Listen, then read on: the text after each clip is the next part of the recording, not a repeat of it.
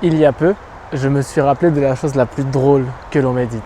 Ne change pas, reste comme tu es. Je me souviens particulièrement d'une fois, à la soirée d'avant les vacances à mon ancien travail, où j'avais vraiment surpris tout le monde. J'étais arrivé dans ma 206 avec le pot d'échappement totalement modifié, une petite peinture Adidas par là-dessus, des LED en dessous, en mode Jackie Tuning, gros caisson de basse, tu connais les bails. Puis j'ai fait une entrée en scène, habillé full Adidas en super Kalash. Kalash, c'était le surnom qu'ils m'avaient donné là-bas. Puis j'avais vraiment mis l'ambiance. J'avais fait le show avec ma voiture, j'avais emmené des collègues faire un tour, leur montrer mes petits skills de conduite. Après ça, j'ai ramené mon accordéon, ça a mis encore plus l'ambiance, puis j'ai dansé comme un ouf. À la fin de la soirée, on est allé chez un de mes collègues, on n'était plus que 4.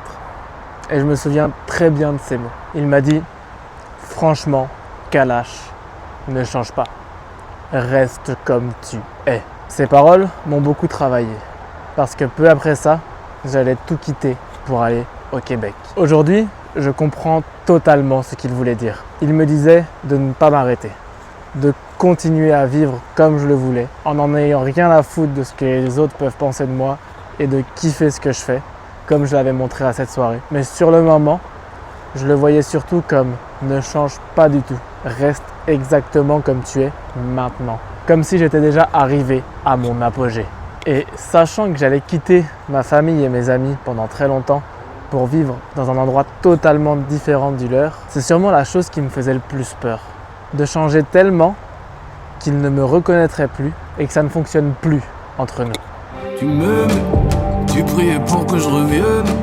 Ah, vous me dites que je suis plus le même, mais c'est vous qui avez changé. Je vous reconnais plus.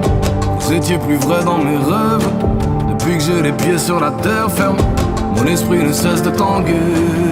Le changement fait peur. Mais pourtant, le changement, c'est la base de la vie. Le changement, c'est grandir. C'est s'améliorer. C'est sortir de son ego, de sa zone de confort pour essayer de nouvelles choses et devenir une nouvelle personne. Si on y réfléchit bien, dans la vie, la seule chose qui ne change pas, c'est que tout change. La brume se dissipe, mais pour se présenter, faudrait déjà que je sache qui je suis. Parce que chaque jour que Dieu veut, je change de profil. Unique constante, j'écris toujours à l'encre cosmique. Toujours, la même sorte Graal. Tremper ma plume dans l'encrier primordial. Mais le changement, c'est terrifiant, c'est l'inconnu. Et la peur sera toujours sur le chemin du progrès. Mais elle est là pour une bonne raison. Elle est là pour te donner confiance en toi.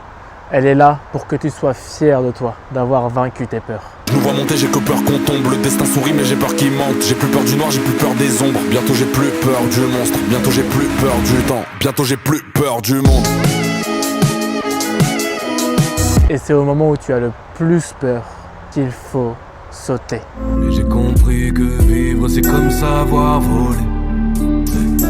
Suffit d'oser, fermer les yeux et puis sauter. Oser sauter dans le vide,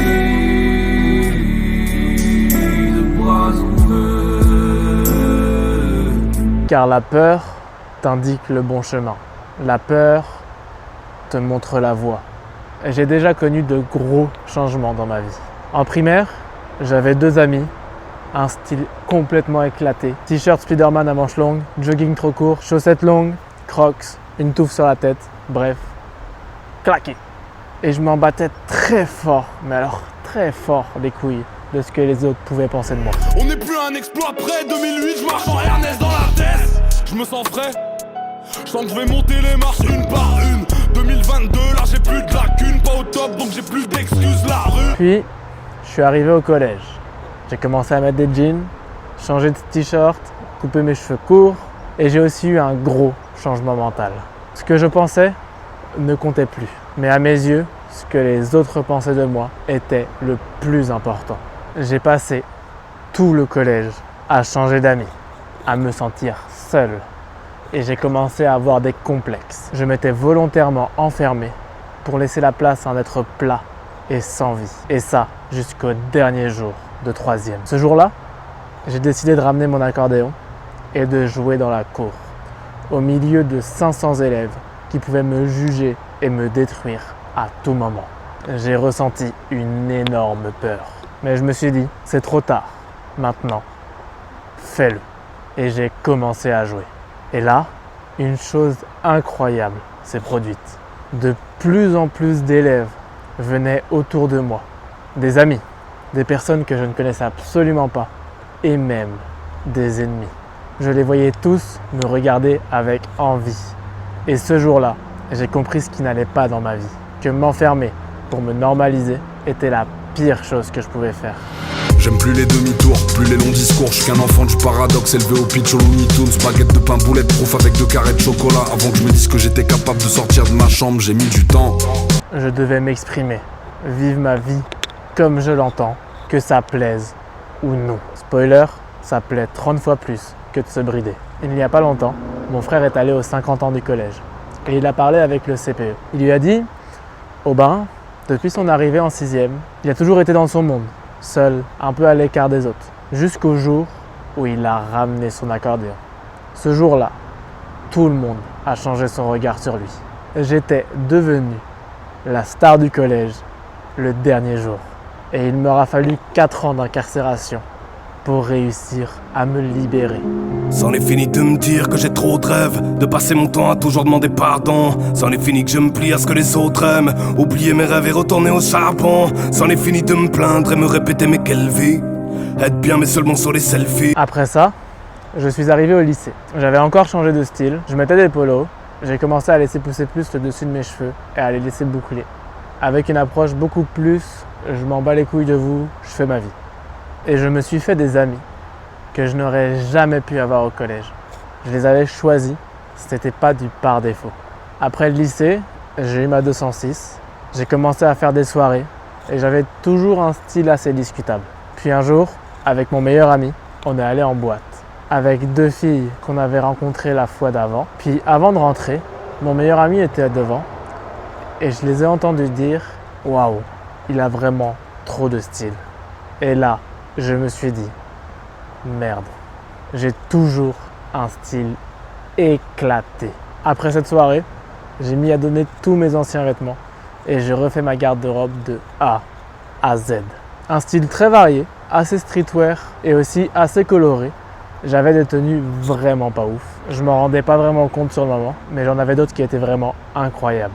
Mais le plus important, c'est que personne s'habillait comme moi et personne ne faisait les mêmes choses que moi. J'avais mon propre style vestimentaire, je ne faisais pas partie d'un groupe, mon propre style de danse et mon propre style de pensée. Et je pensais être un alien dans cette société. Je suis un extraterrestre, je me déguise en moi-même comme E.T. Mais mes amis kiffaient.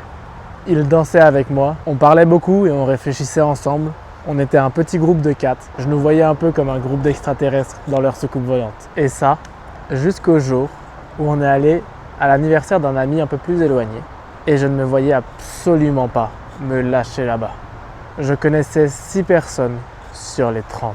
Mais un de mes amis faisait que de me répéter « Mets bouche cabasse, vas-y, mets-le ». Ce qui voulait concrètement dire « Lâche-toi, vas-y à fond ». Колбас колбасит соло, колбасер по пояс голый.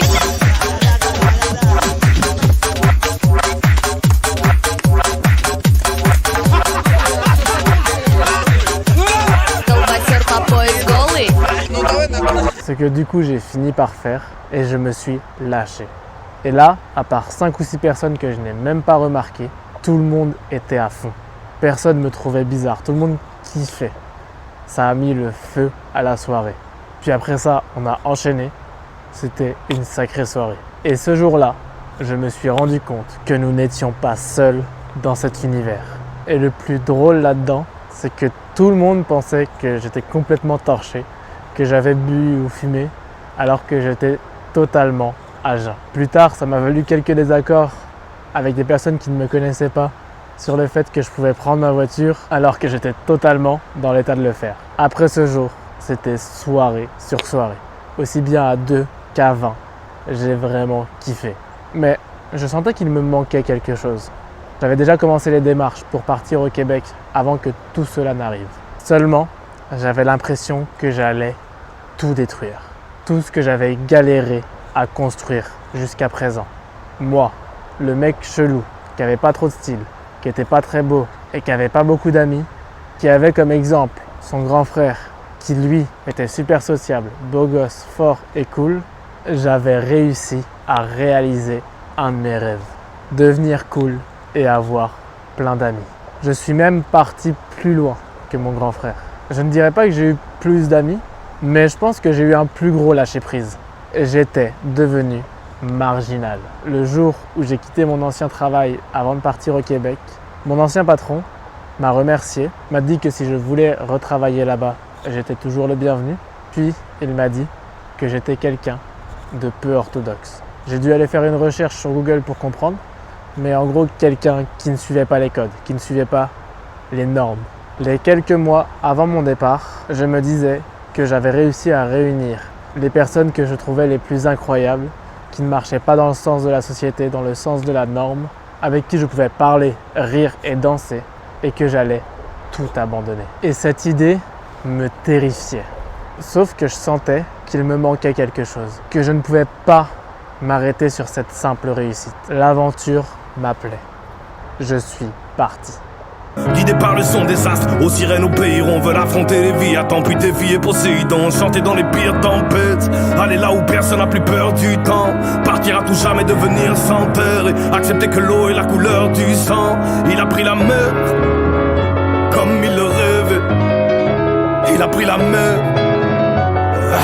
comme son père et ses frères. Il a pris la mer, oui, qui l'en a empêché. Il a pris la mer. Il a pris la mer, qui l'en a empêché. J'ai recommencé à zéro. Nouveau continent, nouvelle formation, nouveau travail, nouvel appart. Je me suis aussi fait de nouveaux amis, même si je n'ai pas recréé ce groupe, car moi-même, j'avais changé. Je ne voulais plus simplement kiffer le moment présent. Je voulais surtout progresser. Je voulais changer. Sauf que cette fois-ci, c'était volontaire. Je ne pouvais plus simplement stagner. Je devais constamment évoluer, détruire mon ego, faire de nouvelles choses pour m'améliorer encore et encore. J'ai vraiment commencé le street workout. J'ai amélioré ma nutrition, mon sommeil. J'ai commencé à apprendre, à lire. J'ai commencé à chercher des gens qui avaient les mêmes objectifs ou les mêmes intérêts que moi. J'ai totalement façonné mon nouvel environnement. Je suis qu'un gamin du trottoir de la brique. En doudoune et cagoule à 8 ans, comme si on inventait la drill. On peut changer l'avenir, tu sais. Ils veulent pas t'écouter, ils vont changer d'avis. Plus rien ne me retenait à l'ancien moi. Même si pour l'instant il m'attendait à chaque fois à l'aéroport, je compte bien ne pas lui laisser la place la prochaine fois. Tu ne dois jamais t'arrêter de changer. Mec, t'as tout dans ta tête, leur dis même pas pardon. T'es fait tout en or brut, si tu gagnes c'est normal. Si tu perds y'a R, y'aura remontada. Tu vas faire des projets, y'en a certains qui vont être ça, y'en a d'autres qui vont couler comme un navire dans l'océan. Mais c'est rien, parce que tu sais que t'es plus le même que ta trace. C'est comme un chemin dans une contrée que tout le monde croyait infranchissable. C'est comme ça que vit un homme, en sortant de son confort, en faisant de nouvelles choses, en devenant une nouvelle personne. Et si aujourd'hui, tu as l'impression de stagner ou tu es terrifié à l'idée de changer, rejoins mon Discord. Mais pour revenir au titre de cette vidéo, qui est « Reste comme tu es », je pense qu'il serait plus juste de le remplacer par ce qu'a dit Nietzsche « Deviens qui tu es ». Tu te poses encore des questions?